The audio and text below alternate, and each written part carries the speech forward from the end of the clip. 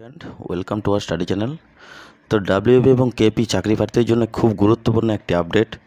সবাই অলরেডি খবর পেয়ে গেছে যে তোমাদের যে পরীক্ষার দামামা সেটা কিন্তু অলরেডি বেজে গেছে।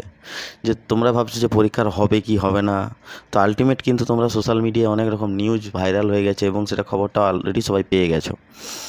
তো আমি তোমাদেরকে এর আগেও আমি বারবার বলেছিলাম যে পরীক্ষা তোমাদের 2024-এ এনি হাউ হবে, ঠিক আছে? যেখান থেকে হোক, সেটা নভেম্বর হোক ডিসেম্বর হোক, তাহলেও কিন্তু তোমাদের এক্সাম আমি বলেছিলাম, কিন্তু আমার কথাটা অনেকে সিরিয়াসলি নিয়েছিল এবং তারা কিন্তু ভালো প্রিপারেশান নিয়ে রেখেছে। এই লাস্ট 2-3 মাস তারা কিন্তু খুব দারুণ প্রিপারেশান নিয়ে একটা সুন্দর জায়গায় প্রিপারেশানটাকে রেখেছে।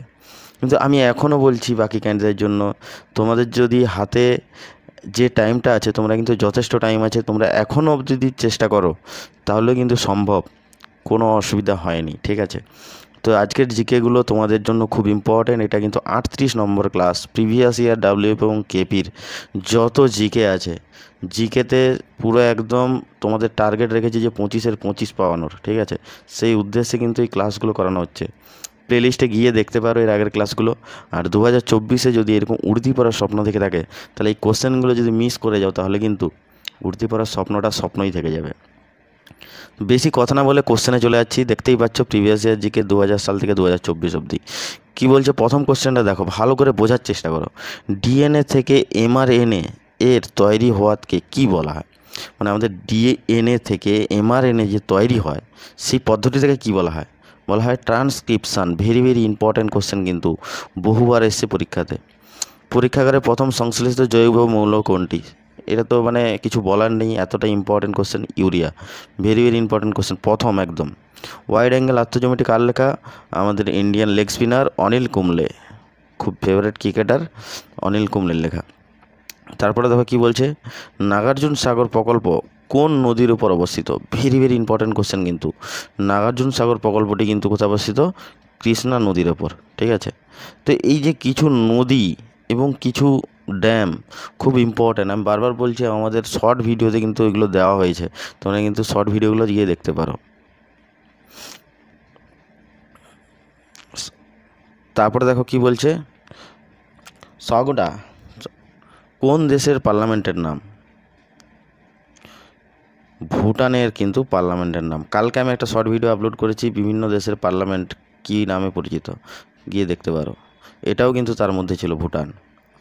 ভারতের কোন সবুজ বিপ্লব, মানে ভারতে কবে সবুজ বিপ্লব শুরু হয়েছিল? দেখো ভেরি ভেরি ইম্পর্টেন্ট কোশ্চেন কিন্তু। 1960-এর দশকে কিন্তু সবুজ বিপ্লব শুরু হয়েছিল, ঠিক আছে? তারপর দেখো, বিহারের দুঃখ কোন নদীকে বলা হয়? কোসি নদীকে বলা হয়। এটা তো ছোটো বাচ্চাও জানে একটা, যদি তোমরা না জেনে থাকো তাহলে জেনে নাও। তারপরে দেখো, ওয়েলথ অফ নেশন বইটি কার লেখা? ওয়েলথ অফ নেশন বইটি লেখা Adam Smith. Very very important question কিন্তু। ওয়েলথ অফ নেশন কার লেখা? অ্যাডাম স্মিথের লেখা। তারপরে দেখো, কোন বাংলা সাহিত্যিক প্রথম জ্ঞানপীঠ পুরস্কার পান? ভেরি ভেরি ইম্পর্টেন্ট কোশ্চেন কিন্তু। তারাশঙ্কর বন্দ্যোপাধ্যায় হবে সঠিক অ্যান্সার। অনেকে কিন্তু ভুলভাল অ্যান্সার করে আসে, তাই বলছি তারাশঙ্কর বন্দ্যোপাধ্যায় মুখস্থ করে নি একদম। ময়ূর সিংহাসনকে ডিজাইনার বা নকশাকার কে?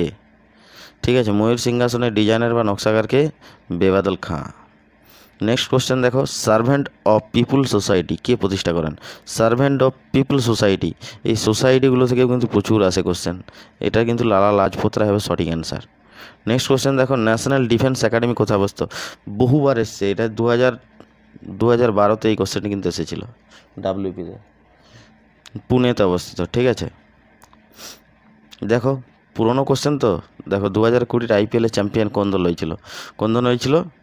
2020-তে মুম্বাই ইন্ডিয়ান্স। 2020-তে হয়েছিল। এবার তোমাকে আমি একটা কোশ্চেন করছি যে 2024-এ কোন দল আইপিএল জিতেছিল? এটা কিন্তু তোমরা কমেন্ট বক্সে সবাই কমেন্টস করে জানাও, ঠিক আছে?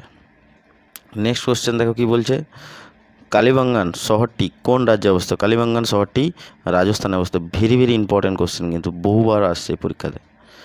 গান্ধী ভার্সাস লেনিন কার লেখা? গান্ধী ভার্সাস লেনিন,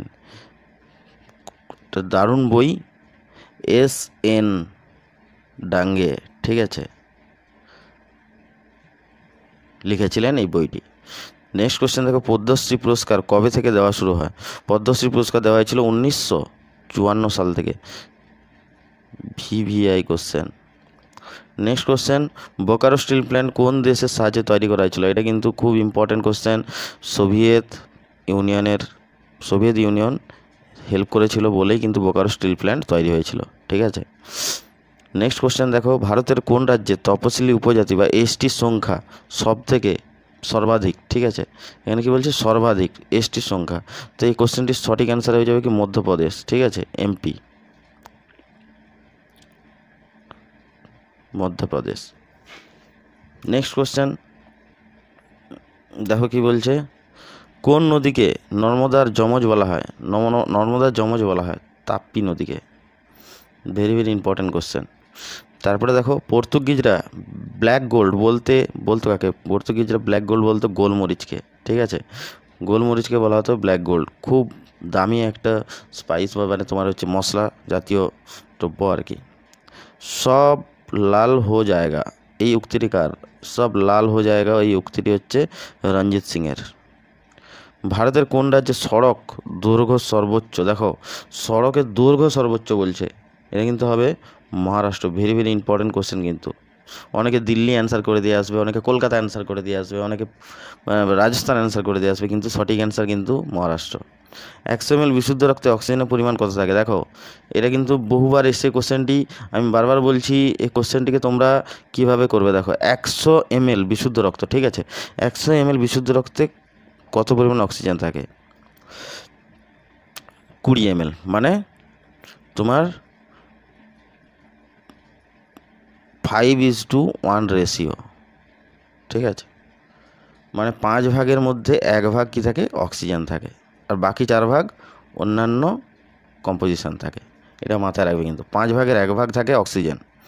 এই অনুপাত দিয়েও কিন্তু কোশ্চেন জিজ্ঞাসা করে কত অনুপাত হয়? 5:1। এটাও কিন্তু মুখস্থ করে নিও, কারণ সেখানে গিয়ে কিন্তু বলবে এই 20, সেখানে তো স্যার করেছিল 20 ml, কী করে হবে? জাস্ট তুমি এটাকে ডিভাইড করে দাও, কনভার্ট করে দিলেই কিন্তু 5:1 রেশিও চলে আসবে। ঠিক আছে, তারপর নেক্সট কোশ্চেন দেখো, কোন ভিটামিন রাসায়নিকের নাম ফলিক অ্যাসিড? ফলিক অ্যাসিড হচ্ছে ভিটামিন B9 এর নাম। ভেরি ভেরি ইম্পর্টেন্ট কোশ্চেন কিন্তু, ভিটামিন B9 নাম হচ্ছে ফলিক অ্যাসিড। তারপরে দেখো, তিলাইয়া বাঁধ কোন নদীর উপর গড়ে উঠেছে?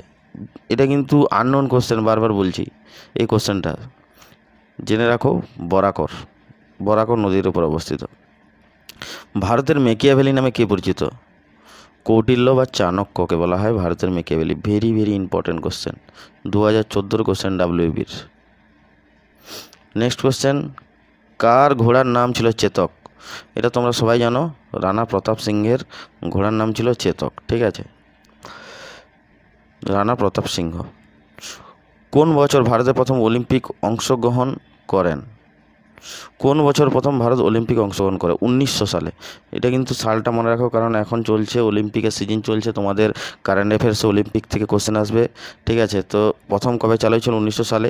আর আমি তোমাদেরকে বলছি, WBP এবং কেপির জন্য 2024-এ আপ টু জানুয়ারি থেকে তোমাদের পরীক্ষা যেদিন হবে তার আগের দিন অবধি ইম্পর্টেন্ট বাছাই করা 100খানা কারেন্ট অ্যাফেয়ার্স রেডি করা হচ্ছে।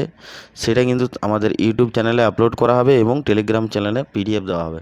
তোমরা কিন্তু ডেসক্রিপশন বক্সে টেলিগ্রাম লিঙ্ক আছে, টেলিগ্রামে জয়েন হয়ে যাও।